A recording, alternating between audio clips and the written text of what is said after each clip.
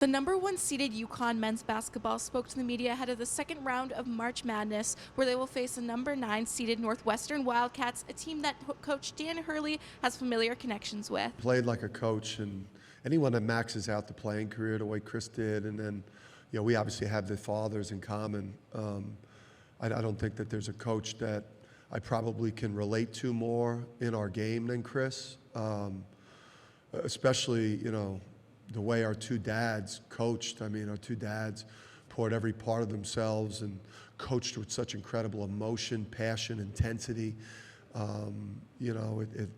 Watching his dad at games get so emotional, and knowing how my dad feels at my games, I just think that there's probably not a coach besides my brother that I could relate to in our profession than Chris. And I think we're so similar in so many ways. It's feels like you're kind of looking in the mirror. Coming into this matchup, the veterans aren't focusing on the accolades and the championship they won last year, but rather bringing that winning culture back to UConn with the newcomers on the team.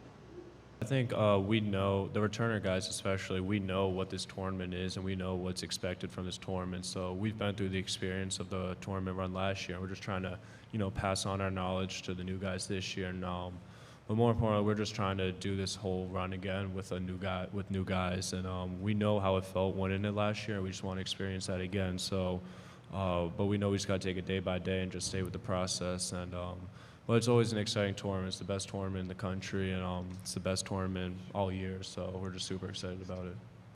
One of these newcomers includes graduate student Cam Spencer, who fans often compare the fire he brings on the court to his coach, Dan Hurley. Spencer and his teammates have nothing but praise for their head coach during the postseason. Yeah, he's been the best. We're very similar people, very like-minded. I think a lot of that was kind of how we were raised, with older brothers and, dads who pushed us to be at our best. But I can't say enough great things about him.